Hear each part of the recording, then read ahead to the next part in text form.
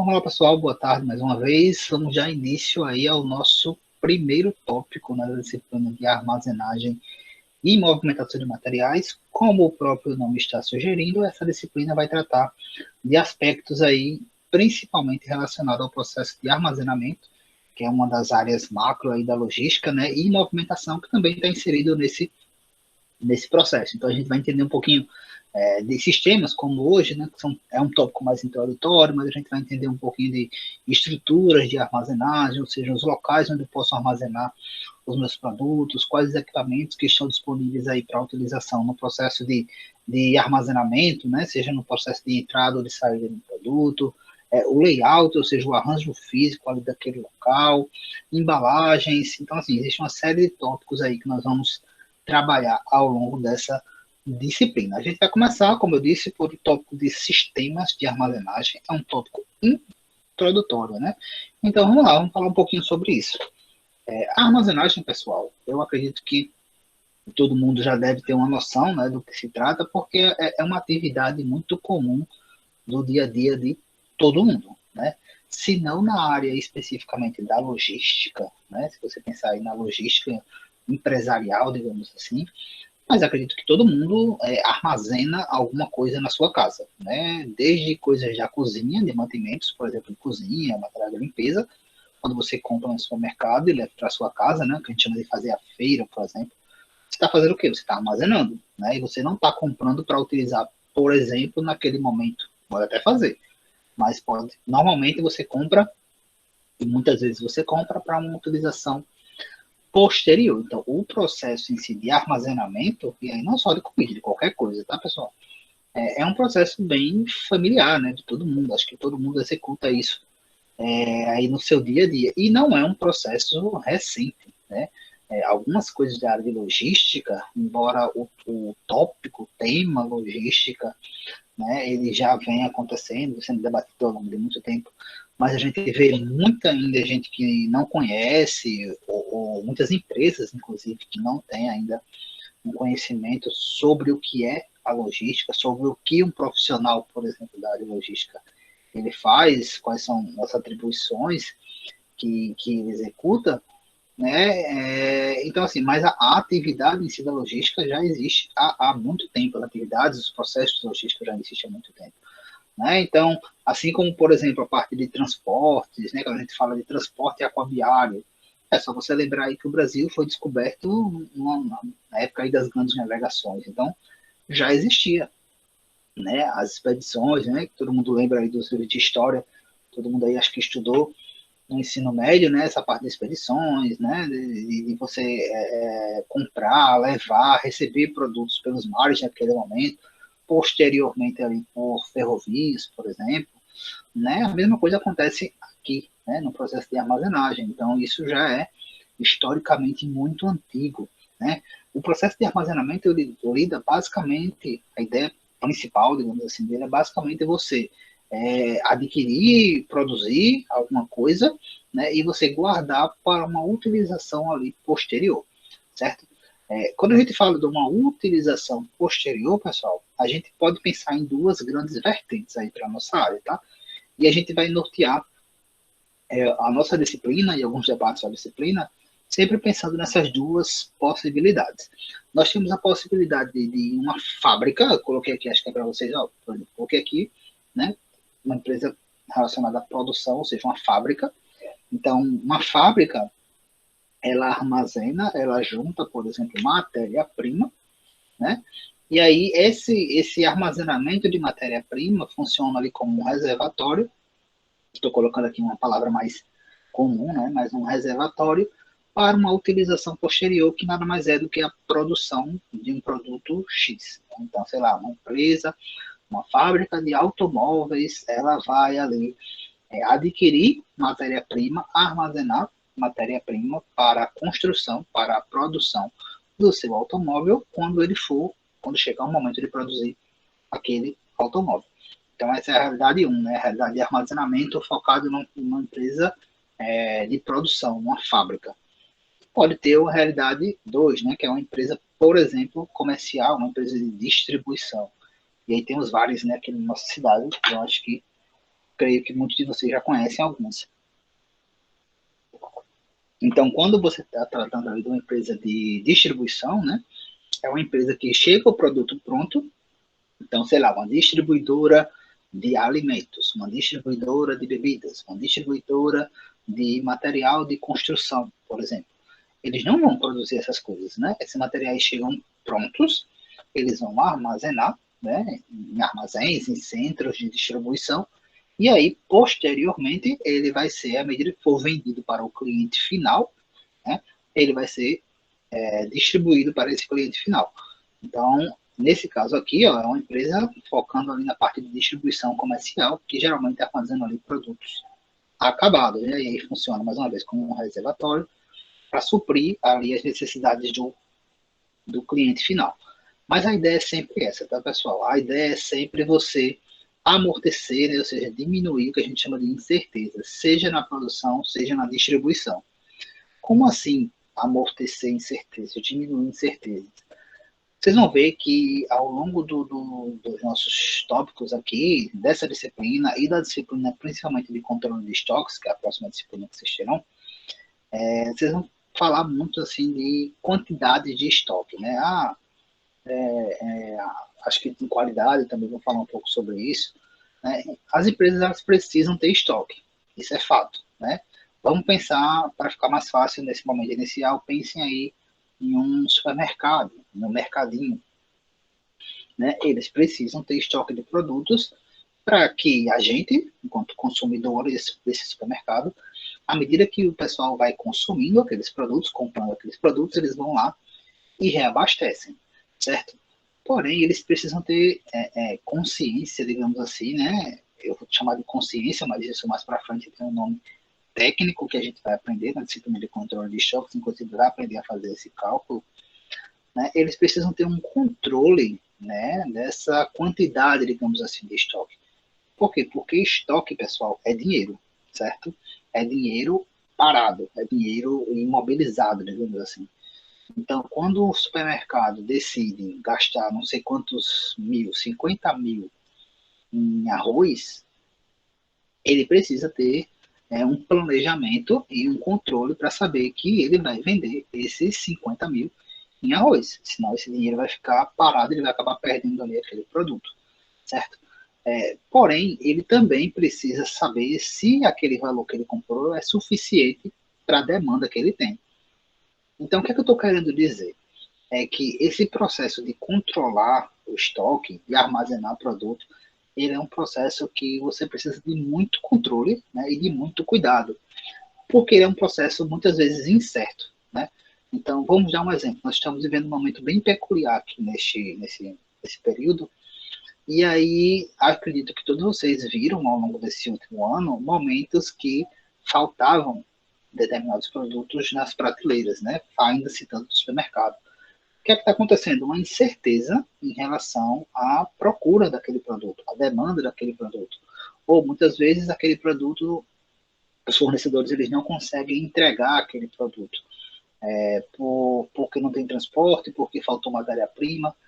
Então, assim, esse processo de armazenamento ele é necessário. Você precisa guardar produto, né, para suprir e atender os seus clientes, mas também você precisa guardar numa quantidade certa, né, que vocês acham que viram isso lá na introdução, para que também não estrague, para que você também não fique com dinheiro ali que você não consiga consumir.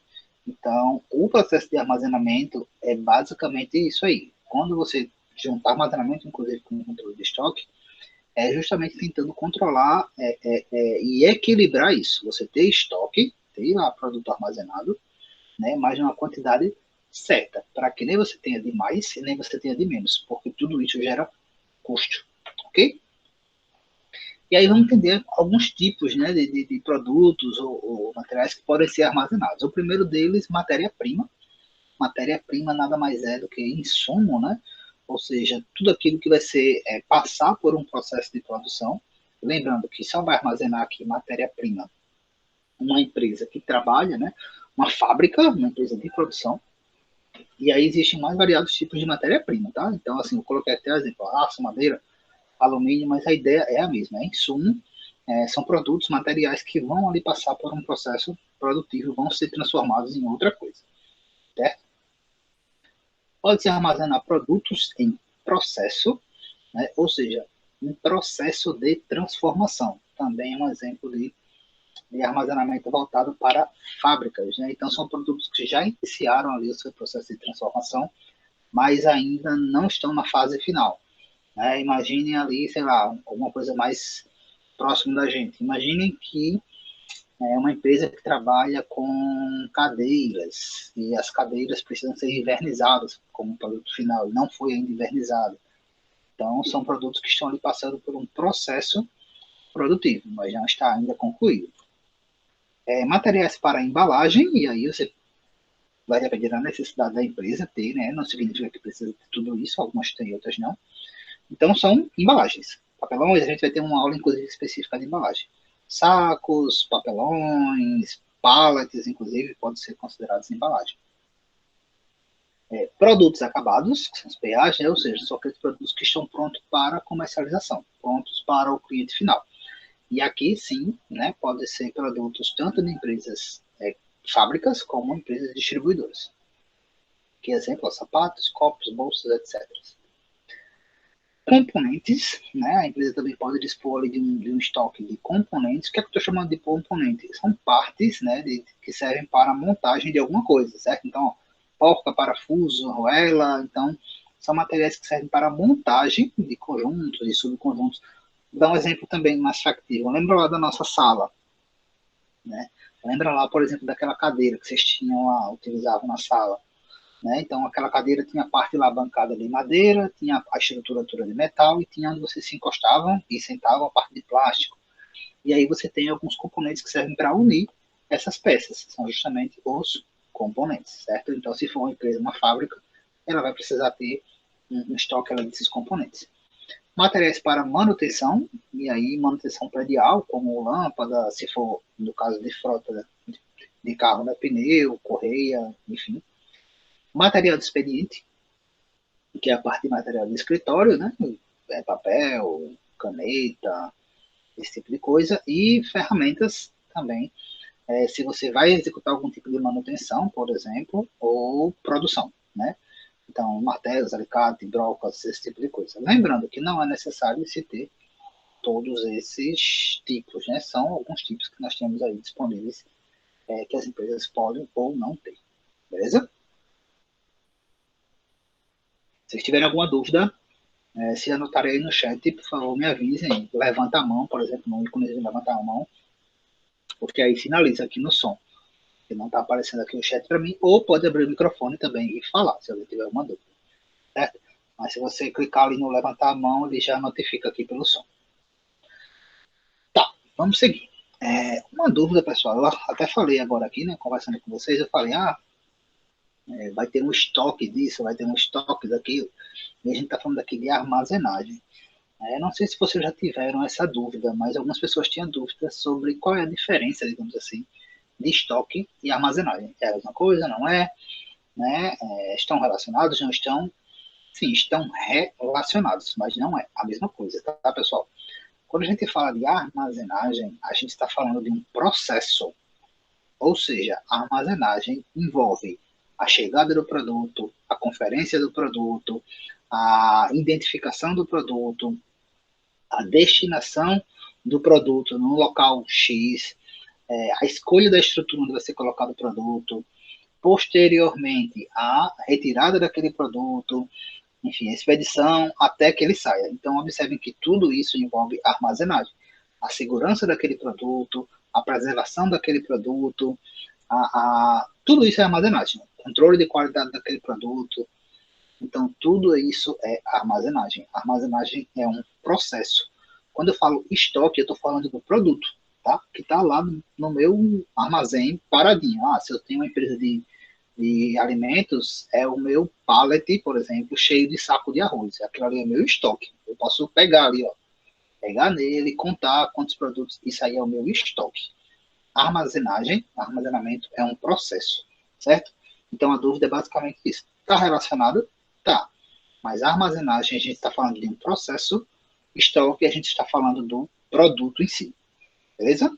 Então, só para diferenciar aí, porque algumas pessoas elas ficam com dúvida nisso aí. E quando a gente fala de armazenagem, justamente por ser um processo, a gente usa muito o termo de sistema de armazenagem. E aí, o que é que envolve isso? Tudo isso que eu acabei de citar. Entrada, conferência, separação, identificação, controle, segurança, estrutura de armazenagem, equipamento de movimentação, organização em termos de layout do meu armazém. Tudo isso está relacionado à armazenagem. Tudo isso envolve o nosso sistema de armazenagem. Então, imagine que vocês foram contratados, por exemplo, para uma empresa nova, que vai surgir aqui em Maceió, e vocês foram contratados aí como gestores da área de logística, de uma empresa de distribuição. E aí vocês vão ficar responsáveis por estruturar, digamos assim, todo o armazém. Vocês vão ter que pensar em todos esses pontos, todos os pontos que envolvem o sistema de armazenagem, né? Qual vai ser a estrutura, qual vai ser a posição, quais vão ser o local de entrada, que são as docas, né?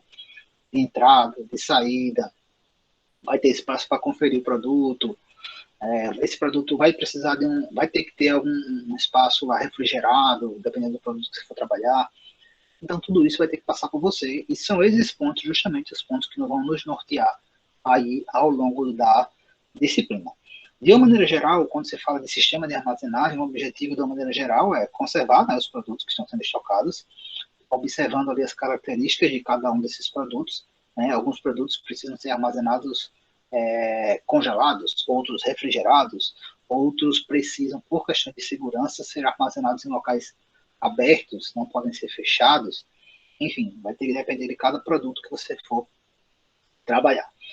Identificar, né, codificar, identificar, para que haja uma rápida localização. Aí vocês vão ver que tudo no processo de armazenagem, né, de entrada e saída de um produto, tudo é feito para que seja feito tudo é planejado para que seja executado da forma mais rápida e gerando o menos custo possível, né? Então, esse processo aqui de codificar, identificar, para você localizar e operar mais rápido, é primordial. Imagine você estar dentro do armazém sem saber onde é que foi armazenado um produto. Aí esse produto tem que sair. Aí vai lá, o seu operador de empilhadeira fica rodando, digamos assim, dentro do seu armazém procurando. Não é viável. Reduzir custos, e aqui está o X da questão, as empresas sempre vão reduzir custos. As empresas sempre vão buscar reduzir custos. Eu sempre digo que se você quer impressionar, digamos assim, uma empresa, dando uma ideia, né? Tem gente que gosta de ficar buscando ideias novas, né? E é interessante que faça. Para dar ali na sua empresa. Tentem ideias que vão reduzir custos, tá? Porque são ideias geralmente mais fáceis de ser aceitável, né? A ideia vai ser mais fácil de ser aceitável e ter um impacto positivo, tanto para a empresa como para você. Então, as empresas elas estão o tempo todo ali tentando reduzir custos, né? Então, se vocês percebem isso, enquanto consumidores até, não precisa nem ser da área de logística, né? Quando vocês veem aí produtos que tinham embalagem do tamanho X e depois diminui, porque eles estão tentando reduzir custos. Sei lá, uma embalagem de uma barra de chocolate que era do tamanho X, agora já é quase a metade da barra e o mesmo valor, eles estão tentando reduzir custos. Né? Então, assim, sempre pensem em ideias que visem reduzir custos, porque as empresas estão o tempo todo tentando reduzir custos. Otimizar e reduzir as áreas de armazenagem, tá? Isso é importantíssimo, né? É aquela ideia do menos é mais, a gente vai falar um pouco sobre isso. Vocês, primeiro, né, a gente já citou que você tem que ter a quantidade certa se você tiver muita coisa armazenada. Você vai ter dinheiro parado, não faz sentido. A mesma coisa para o espaço, certo? Muita gente pensa assim, vou montar um armazém, então eu vou procurar um lugar bem grande para deixar os meus produtos bem espalhados. Não, né? Vocês vão ver que quanto maior o espaço, pensem, mais o operador de empilhadeira vai ter que rodar para chegar nesses produtos. Né? Então, ele está gastando, né? Seja empilhadeira a combustível, ou elétrica, eletricidade, custo. Né? Mais vai demorar, por exemplo, num processo de verificação, de identificação, enfim, tudo está relacionado a custo. Então, você tem que organizar o seu armazém de uma forma que fique equilibrado para quem vai operar naquele local. A gente vai falar um pouco mais sobre isso lá na frente. Até a gente tem empresas aqui em Maceió, né, que tem até mais espaço do que elas utilizam. Pode ser, tipo, eu tenho um armazém, sei lá, de 80 metros de comprimento, né? E aí eu só utilizo 40 e os outros 80 ficam lá, parado, não mexo. Então, assim, eu tenho aquele espaço, mas não utilizo, trago tudo mais para perto, né, para justamente para reduzir essa operação. Se eu precisar expandir, eu tenho aquele outro espaço. Se eu não precisar, mantenho lá. Então, assim, até questões de iluminação naquele local, você vai ter que pagar se você vai gastar mais energia, né, se aquilo ficar sendo utilizado. Então, tudo isso, custo, beleza? E sistematizar e integrar informações do armazém, né? Existem diversos sistemas que visam aí tornar esse ciclo, né, esse volume de informação de uma forma mais rápida.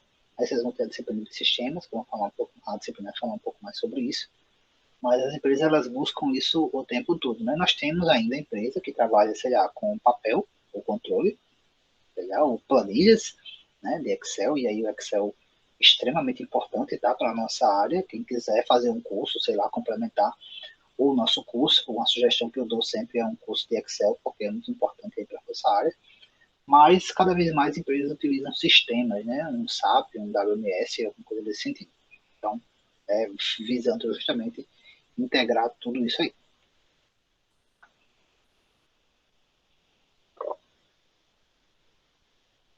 Então, pessoal, quando eu tenho ali um sistema, né, de armazenagem, todo esse processo de armazenamento eficiente, eu vi isso ali, que é, de uma maneira geral, reduzir custos, né, da minha operação, a gente já citou, redução de custos, principal ponto. Melhorar a qualidade dos produtos e acelerar o ritmo dos trabalhos. Isso aqui pensando mais em uma fábrica. Por quê? Né? Como é que eu vou melhorar a qualidade dos produtos com a armazenagem? O que tem a ver uma coisa com a outra? Imagine que se eu não tiver um controle correto, se eu não tiver uma guarda correta do que está sendo armazenado, da minha matéria-prima, se tiver guardada de qualquer forma, quando eu for produzir o meu produto com aquela matéria-prima, se a matéria-prima está comprometida, vai comprometer também o meu produto. E também a questão do ritmo de trabalho. Se eu não tenho um controle sobre a quantidade de matéria-prima que eu tenho, e essa matéria-prima pode faltar, vai alterar e afetar ali o meu ritmo de produção. Então, vai atrapalhar o ritmo de trabalho. Outra coisa, né? Outro resultado, né? Digamos assim, provocar redução do acidente de trabalho. E aí sim, tá, pessoal? Porque a gente vai falar um pouco de armazenamento de material perigoso, parte de EPI e tal. E a gente vai ver que tem tudo a ver com a gente, né? Tem o pessoal da área de segurança de trabalho que mexe com isso, mas tem muito a ver com a gente. Inclusive, a questão do. A gente citou aqui o exemplo do operador de empilhadeira, né? Se eu tenho lá um processo, um armazém, que eu organizo de uma forma que o operador tem que ficar rodando muito mais do que ele precisaria. Ele vai se cansar muito mais do que ele precisaria e a pessoa cansada tende a cometer, digamos assim, é mais factível a erro, né? E acho que todo mundo aí já viu no YouTube, quem não viu pode procurar, vários acidentes que acontecem com a operação de empilhadeira, né? De bater numa estrutura de armazenagem, desabar e tal. Então, se você estrutura todo o seu sistema pensando em todo mundo que vai realmente operar naquele local, vai reduzir ali a chance de acidente. Desgaste de equipamento de movimentação, não só da pessoa que está operando, mas de equipamento, né? Quanto mais você roda utilizando a empilhadeira, quanto mais você roda com aquela empilhadeira, mais ela vai desgastar, ok? Então, quanto mais organizado for aquele ambiente, menos ela vai precisar rodar e aí menos você vai desgastar aquilo ali. Lembrando que você precisa fazer manutenção, etc e tal, então tem que se pensar nisso. Menor número de problemas com separação, foi aquele exemplo até que a gente deu, né, da pessoa que vai lá retirar o produto para a expedição, para a saída, não conseguir achar, né, colocar o produto errado, e aí gerar digamos assim, uma reclamação do cliente final, que pode não receber o produto, enfim. E tudo isso também pensando ali no atendimento ao cliente, que é sempre o foco principal, né? A gente fala assim, a empresa está como foco principal a redução de custos em termos de processos internos, mas a empresa está sempre ali visando o atendimento do cliente final. E aí, como é que eu faço nessa escolha? Eu falei aqui, exemplo, vamos supor que você foi contratado, e tivemos tá, esse exemplo já aqui de alunos nossos, de ex-alunos no caso, né? Que trabalham em empresas conhecidas aí, acho que alguns de vocês até conhecem, que participou, por exemplo, de um processo de abertura de uma nova filial. E aí, assim, vamos supor que você passe por esse processo, né? E aí, como é que eu faço? O que é que eu tenho que observar? O que é que eu não tenho que observar? E assim, como eu coloquei aqui no início, não existe uma fórmula de bolo, né? Geralmente as pessoas procuram assim, uma receita de bolo, né? Não existe uma forma pré-definida. Né? Existem alguns pontos que vocês precisam se guiar, que é os pontos que a gente vai trabalhar ao longo da disciplina. Mas isso vai variar muito de produto para produto, de local para local. Então, tudo isso tem que ser observado.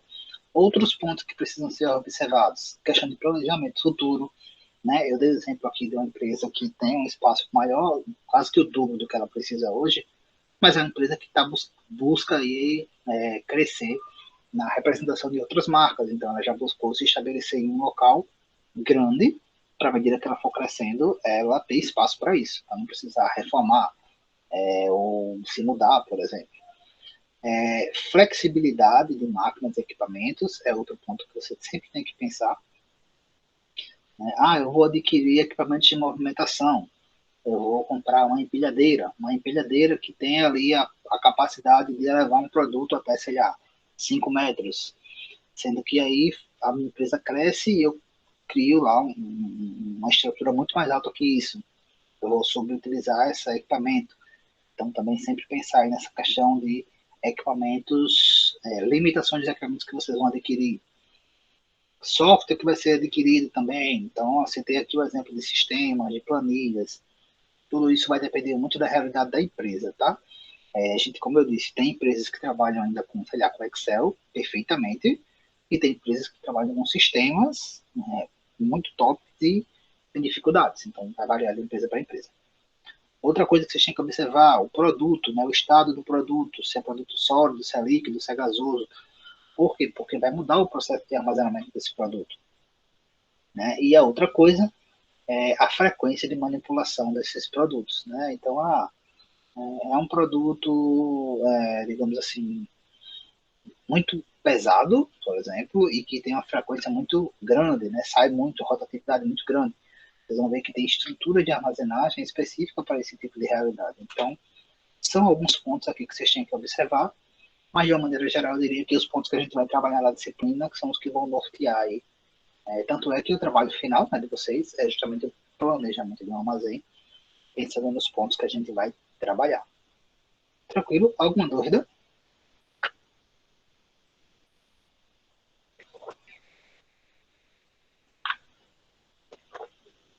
Não? Ok. Se alguém tiver alguma dúvida, tá? Só lembrar de ou levantar a mão ou abrir aí o microfone que não estou vendo no chat.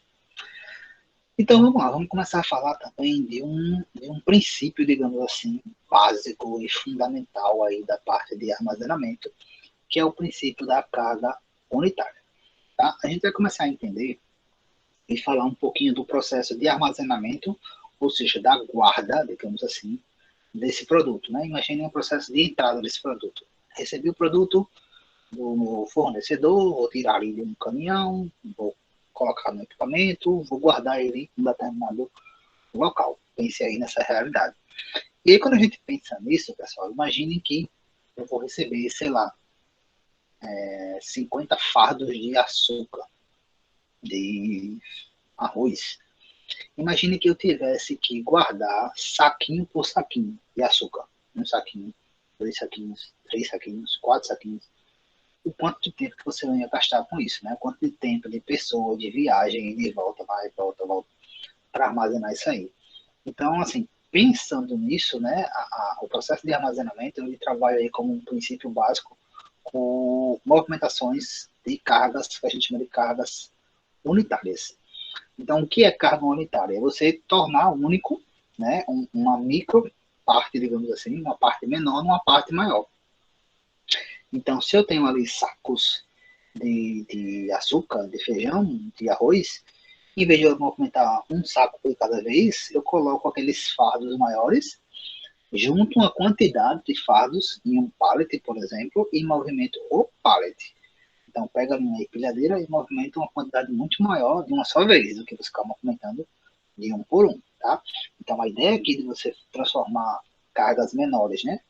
Partes menores de uma carga numa carga maior, é justamente para facilitar esses processos. Quais processos? Movimentação, proteger a carga, porque quanto mais você manuseia, né, mais a chance de acontecer, de avariar aquele produto, de quebrar, se for uma coisa de quebrar, de rasgar um saco, se for uma coisa de rasgar, agilizar um processo de carga e descarga, otimizar o espaço, porque querendo ou não, se você está vindo com um produto, por exemplo, paletizado, você já sabe qual o tamanho ali e coloca na estrutura.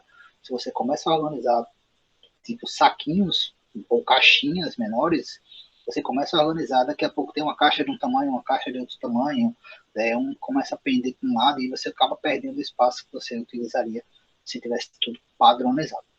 E aumentar a produtividade e velocidade da operação. Aqui, ó, exemplos de unitização de cargas, né? Existem várias formas, tá? Aqui, ó, utilizando um pallet, né? 4 caixas. Imaginem o exemplo que eu dei, se eu tivesse que transportar caixa por caixa, né? Então ia demorar muito mais do que colocar essas 8 caixas aqui e transportar. Aqui, ó, são tipo umas bombonas, né? Não sei exatamente de que, mas aí depois ele passou o filme e vai transportar tudo de uma vez só. E aqui também tonéis, né? 3 tonéis, mais uma vez, se fosse transportado de um por um, ia ficar mais complicado, colocou num pallet e leva tudo de uma vez. Beleza? Então a ideia é essa. Precisa sempre ser com pallet? Não. Nós vamos ver aqui algumas formas de unitização de carga. Quando eu for unitizar uma carga, o que eu tenho que observar? Primeiro, o peso, né, dessa carga, saber, muitas vezes, uma caixa, por ser pequena ou por ser grande, ela pode nos enganar em relação a peso, tá? Então, se observar ali o peso daquela caixa, né, para saber a quantidade de caixas que você consegue colocar na estrutura, o volume, né, lembrando que peso e volume é diferente, né, se vocês pensarem, tipo, 1 quilo de ferro, deve dar um quadradinho de ferro e 1 quilo de isopor, imagina a quantidade de isopor que eu não vou precisar para ter 1 quilo de isopor. Então, o volume, ele está falando do espaço ali que ele ocupa. As dimensões daquele produto, comprimento, altura, largura, tem um pouco a ver com o volume. Perecibilidade, ou seja, se é um produto perecível ou não, tem que ser observado para se unitizar, né? Até a questão da sensibilidade desse produto. Fragilidade, ou seja, vidro, por exemplo, se é uma coisa de vidro frágil, tem que ver até que ponto você consegue unitizar e a melhor forma de fazer isso. Periculosidade, né, para saber equipamento, EPI que você precisa utilizar. O estado físico,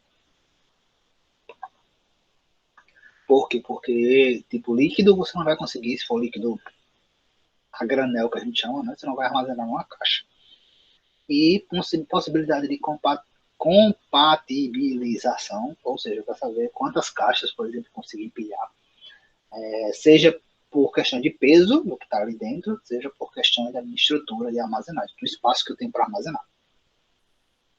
E aí eu coloquei para vocês, pessoal, 5 formas aqui que a gente tem de unitizar a carga, tá? Só existem essas? Não. Essas, digamos que são principais, né? Essas aqui de baixo, a pré-engagem nem é tão principal assim, mas essas aqui são as principais, junto com a parte de container. Vamos falar um pouquinho de cada uma delas.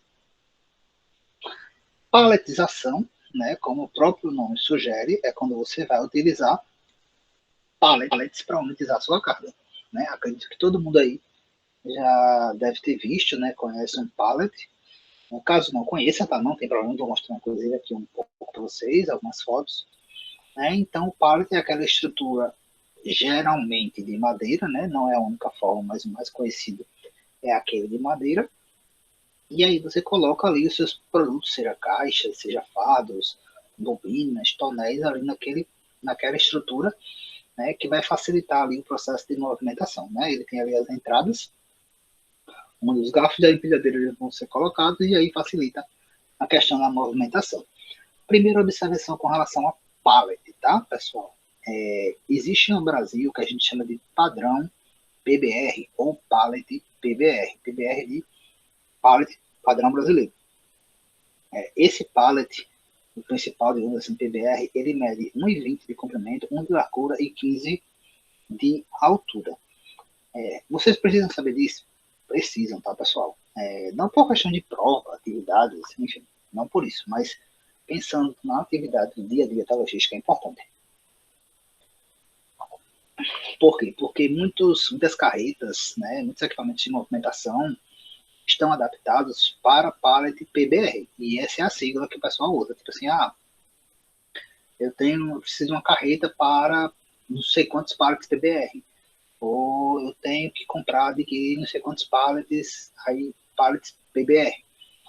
É o único tipo, em termos de tamanho de pallet que existe? Não. Né? Se vocês observarem, existem pallets maiores, menores, né? Mas é o padrão, digamos assim, quando se fala dos mais utilizados em relação ao tamanho é esse. A empresa pode utilizar outro? Pode, mas sabendo que não é o padrão, né? Talvez essa empresa tenha um pouco de dificuldade digamos assim, para organizar os seus pallets uma carreta, alguma coisa assim. Por quê? Porque é tudo meio que voltado para esse padrão de pallet PBR, tá? Então é importante que vocês saibam o que é o pallet PBR, primeiro, que é esse pallet padronizado, e quais são as medidas deles, porque muitas vezes equipamentos de movimentação, equipamentos de transporte, estruturas de armazenagem estão adaptadas para as medidas desse pallet PBR aqui, beleza? Então é importante que saibam que falou em pallet PBR, está falando de um pallet de 1,20 m por 1 por 15 cm de altura. E aí, pessoal, vamos entender um pouquinho das classificações dos pallets, tá? Quando você olha assim, né, inicialmente, como eu disse, o mais comum é o de madeira, mas não é o único, né? Coloquei aqui, ó, mais dois tipos aqui para vocês, caso vocês não conhecessem. Então, a gente tem aqui o pallet de madeira, mas a gente tem aqui, por exemplo, também o pallet de plástico e o pallet de metal, né? E a gente vai ver aqui, basicamente, quando utilizar cada um deles, né? Quais são as características de cada um deles, porque tudo isso é feito voltado para um objetivo específico, né? Porque eu acho melhor, mais bonito, enfim. Mas essa aqui é só uma das classificações, tá? Que é com relação ao material. Os pallets, eles são classificados com relação ao número de entradas, certo? E quanto ao número de faces também. O que é uma entrada?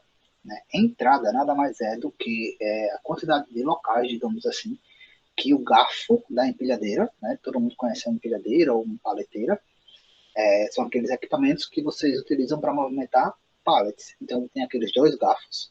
E aí, a quantidade de locais, ou seja, entradas, que eu tenho para colocar o garfo da empilhadeira, vão fazer com que esse pallet seja classificado como de duas entradas, ou seja, duas possibilidades ali de colocar o garfo da empilhadeira, ou quatro entradas, quatro possibilidades de colocar o garfo da empilhadeira. Então, eu vou mostrar aqui uma foto para vocês, mas de antemão, como é que funcionaria? O de duas entradas, né? Imagine que eu tenho um pallet aqui, ó, geralmente quadrado, e aqui fosse, esse lado aqui fosse totalmente fechado, esse lado aqui totalmente fechado. Então, a minha empilhadeira, o garfo dela, poderia entrar por aqui ou por aqui. Somente. Não poderia entrar nem por aqui, nem por aqui. Beleza? Agora, imaginem, por exemplo, um pallet, né, que eu... voltei aqui. Um pallet que eu tenho, sim, a possibilidade, né, de ter quatro espaços. Então, eu tenho ali um pallet e é aberto, sim, aqui, aqui, aqui e aqui. Então, eu posso colocar o garfo por aqui e pelo outro lado, por aqui e por aqui, certo? Então, ele seria um pallet de quatro entradas, ok? Então, essa aí é a classificação com relação ao número de entradas. Segunda classificação com relação ao número de faces. Face de um pallet nada mais é do que o local onde eu coloco o meu produto, seja ele qual for. E aí, assim, você pode pensar, não é sempre ali em cima, na parte de cima? Não. Alguns pallets, ele tem como se fosse ali um frente e verso, né? Você consegue colocar na parte de cima e consegue colocar na parte de baixo. São pallets mais reforçados, inclusive. E alguns só tem a parte de cima, né? Eu vou mostrar aqui uma foto para vocês para ficar mais claro. E aí ele pode ser de uma face ou de duas faces. E com relação ao material, né, como eu falei, o mais conhecido madeira, mas pode ser plástico e metal. Então, de duas entradas, duas possibilidades para o equipamento, quatro possibilidades para a entrada do garfo da empilhadeira, uma face, somente uma superfície ali para colocar o produto, então, se for a parte de cima, eu consigo colocar naquele local, né? Não é tão reforçado assim, vai depender muito do tipo de produto que você vai utilizar. Duas faces você consegue colocar na parte de cima e na parte de baixo, tá? Geralmente é um pallet mais reforçado, né, em relação ao de uma face. Vou mostrar algumas fotos, ó. Então, aqui, ó, de duas entradas, observem que eu consigo colocar os garfos, né? São dois garfos. Por aqui ou por aqui, não dá para ver na foto, mas é aberto, mas eu não consigo colocar aqui, ó. Aqui é fechado, e o lado de cá também é fechado. Então, esse pallet é um pallet de duas entradas. Já esse aqui, ó, eu consigo colocar por aqui, consequentemente por aqui, né? Que ele é igual de um lado e do outro, por aqui e, consequentemente, por aqui. Então, quatro entradas, quatro possibilidades para colocar o garfo da empilhadeira. Uma face, só tenho esse local aqui para colocar o meu produto. Se for de duas faces, ó, observe que eu teria a possibilidade de colocar aqui e embaixo também ele é totalmente fechado. Então, se eu inverter, eu consigo colocar ele também do outro lado. Inclusive, esse tipo de pallet, além de ser mais reforçado, Professor, tem uma vida útil não maior. está Oi? aparecendo. Não está Não, aparecendo. não. Vou parar aqui.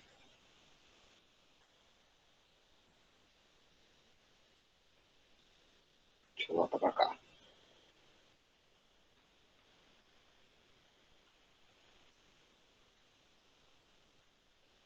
Não está aparecendo desde quando?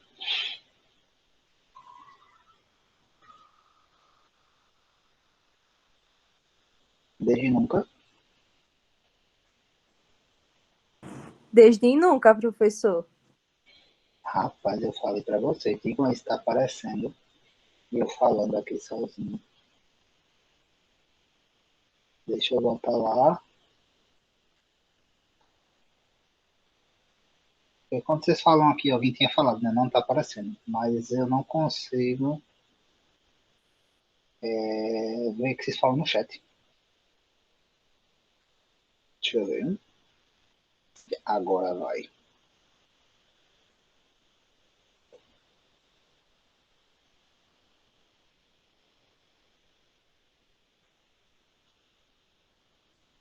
Tá vendo aí agora? Sim. Agora tá. Tá mexendo? Está. Tá. Deixa eu voltar aqui para ver tudo que eu falei. Ó, só mostrei basicamente tópicos, tá? Falei aqui exemplos, ó, de monetização de carga. Mas a parte que tinha alguma imagem foi realmente aquela dos pallets ali. Tá passando, né? Sim. Tá. Então, como eu falei, a gente estava falando aqui da parte de classificação.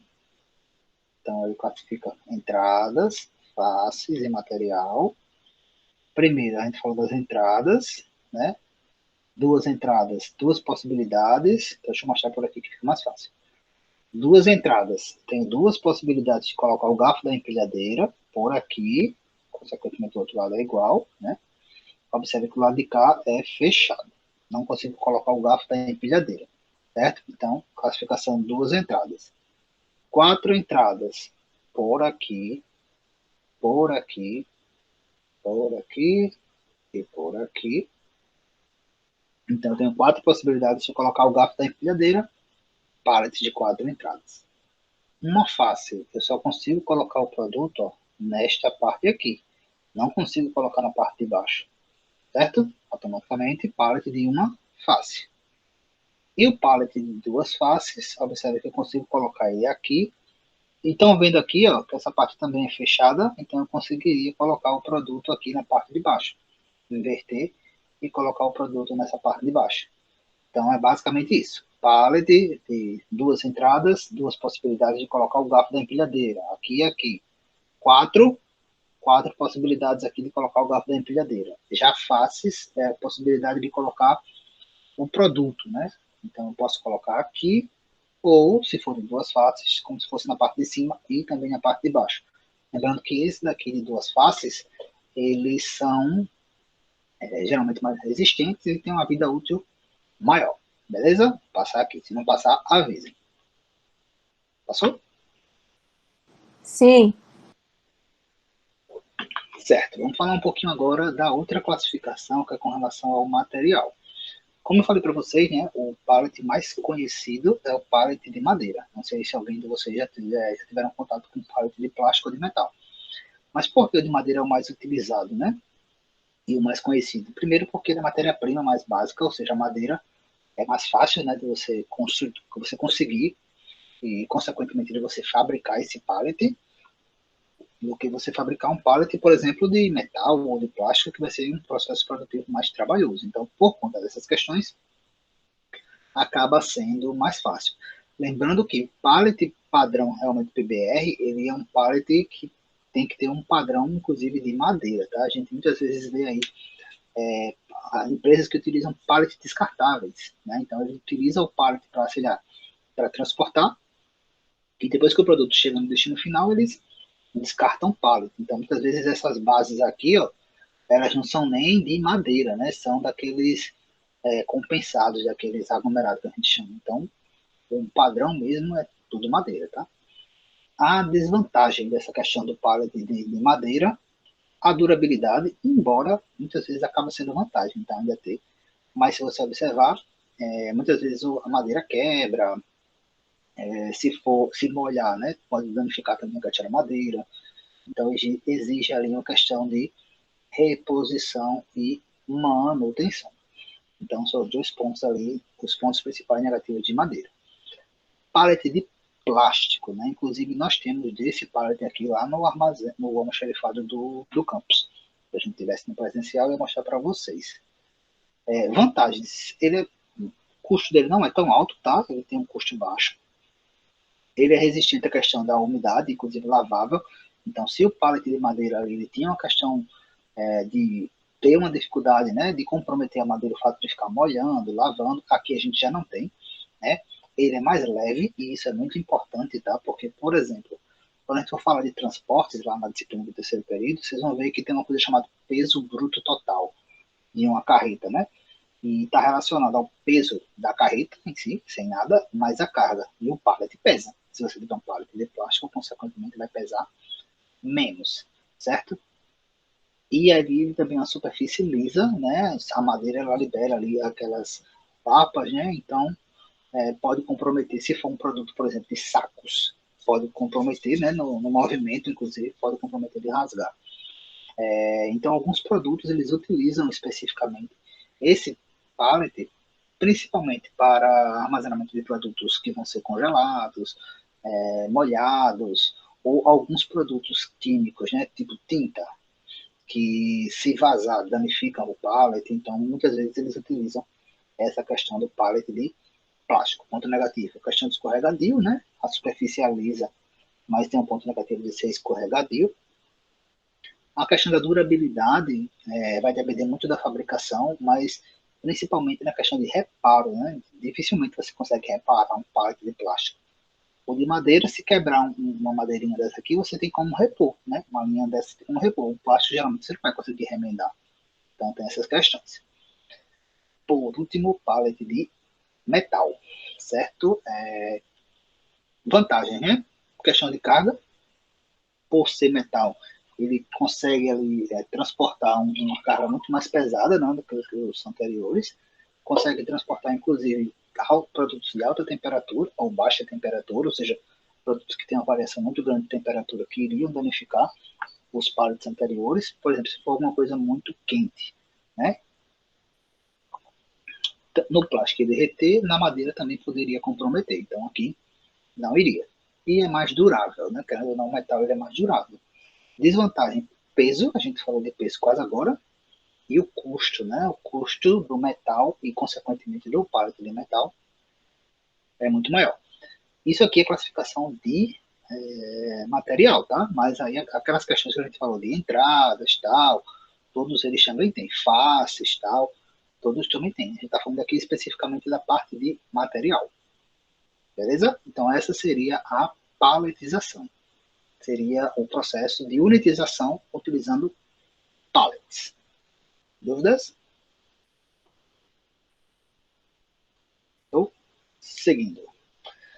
O próximo processo, né, eu falei para você, já que não apareceu, dá 5 possibilidades. A gente vai falar de 5, digamos assim, formas de unitizar, né? Então, paletizar, auto-unitizar, blocagem, pré-lingagem e containerização. A gente já falou de paletização.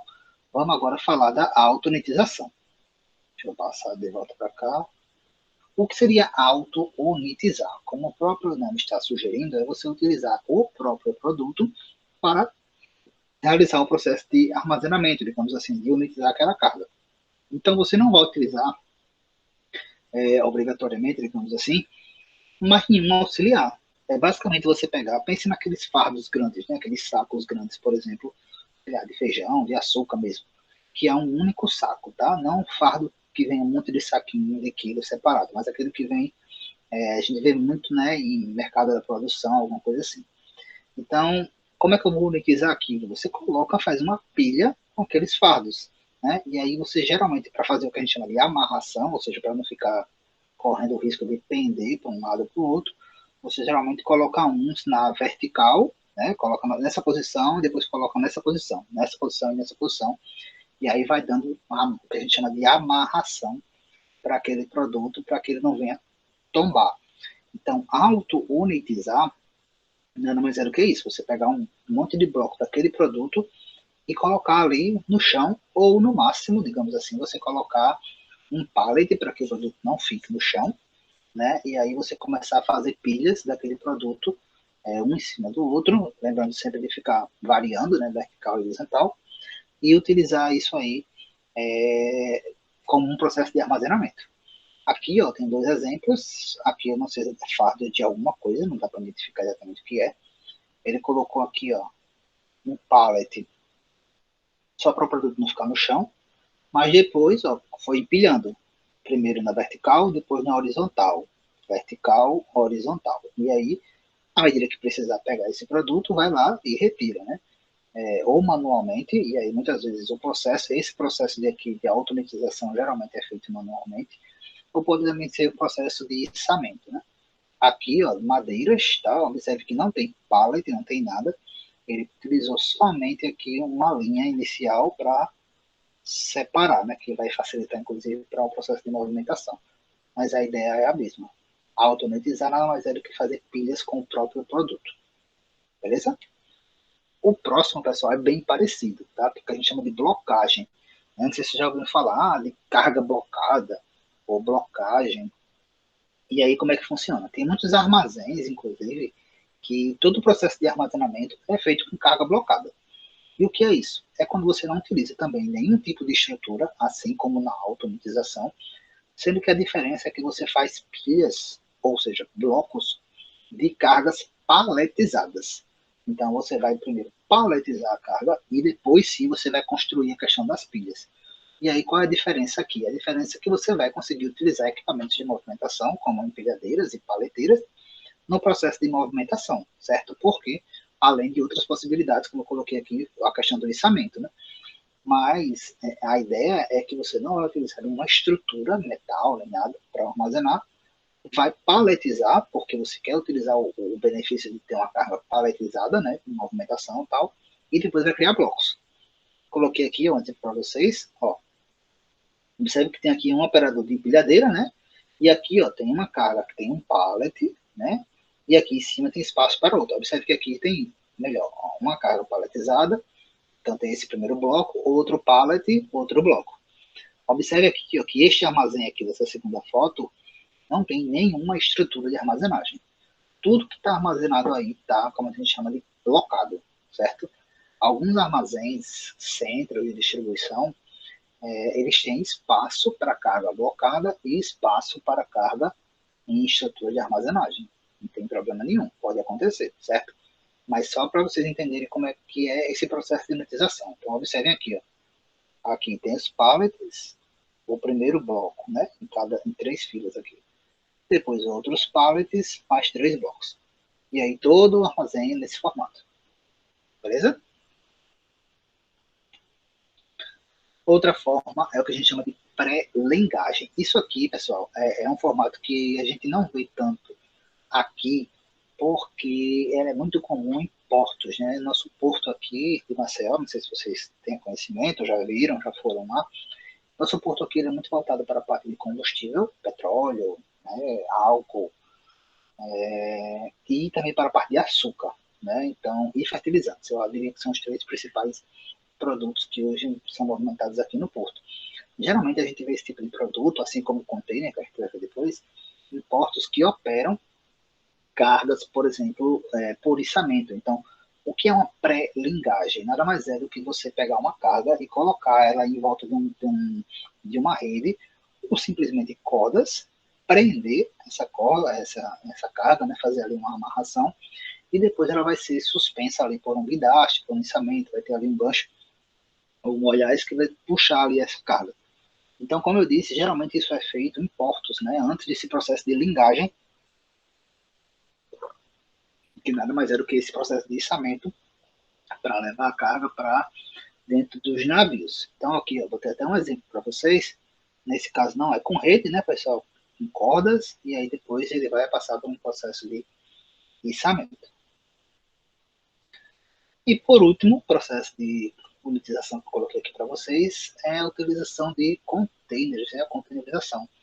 Então, um container, a gente vai falar mais dele no terceiro período, nada mais é do que um grande baú ali, né? E aí, dentro de um container, vocês vão ver, inclusive, que existem vários tipos de container, né? Assim como o pallet existe o mais tradicional, mas existem vários tipos de container, né? Muitas vezes utilizando para tipos diferentes de carga. Mas a ideia é a mesma, é um grande baú, e ali dentro daquele baú você pode colocar vários tipos de produtos, né? Então, hoje em dia, assim como o pallet, né, o container está sendo muito utilizado na parte de decoração, arquitetura, né? Mas, pensando na logística, né, a ideia é essa. Você tem aquele baú, aquela estrutura. Lá dentro você pode colocar carga paletizada, você pode colocar o que a gente chama de carga granel. Né? Quando a gente fala carga granel, não necessariamente é grãos, tá? A gente está falando de granel em grande quantidade. Então, existe granel sólido, como grãos de açúcar, café, soja. Mas existe granel líquido, né? Que é tipo petróleo. Então, você vai ver que existem containers exclusivos, inclusive para granel líquido. Mas a ideia é a mesma. Tem um dispositivo, né, um baú, que nem sempre é um formato quadrado, né, o de líquido e gás é um cilindro, e que vai ser utilizado ali para a questão de juntar uma quantidade menor de carga e movimentar, principalmente ali em processos de que a gente chama de intermodalidade. Então, você utiliza muito container em navio, do navio você pode tirar diretamente para uma carreta, da carreta você pode tirar e colocar diretamente num trem. Então, o container é muito utilizado nisso aí. Aqui, ó, a gente tem um porto, né, um terminal de container, a gente tem aqui um trator específico de container e um equipamento que a gente chama de RTG também, muito comum em portos. E aqui já um container específico para avião, que muda tanto o tamanho, né, como o material que ele é construído, ou de fibra ou de alumínio por conta do peso. Então, o container também é uma das formas, e aí a última forma que a gente tem para falar de equipamentos, né, e de forma de unitização. Dúvidas?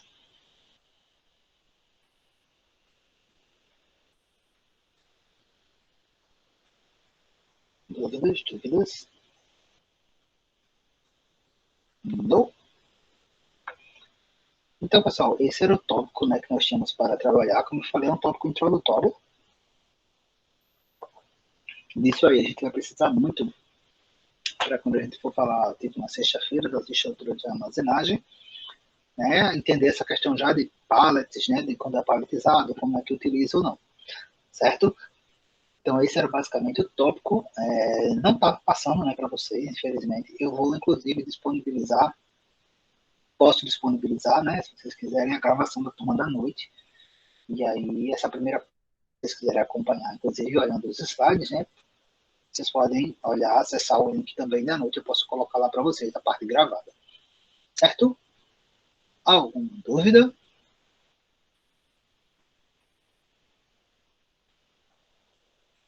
Não? Ok, pessoal, então nós encerramos por aqui o nosso primeiro encontro. Vou disponibilizar os slides, sim, tanto os slides como a gravação para vocês, certo? Eu vou colocar lá tudo no Siga.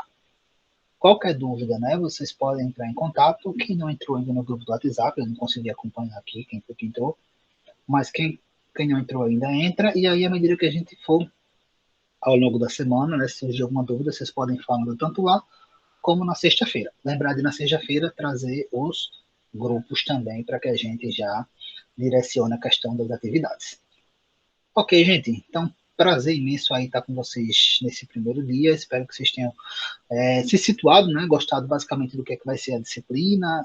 Lembrando que foi o primeiro tópico, mas tem muito ainda para a gente trabalhar ao longo dessas 3 semanas, ok? A gente se vê de novo na sexta-feira, às 14 horas. Aguardo vocês. Qualquer dúvida, podem falar. Até mais, gente. Boa tarde. Tchau, tchau.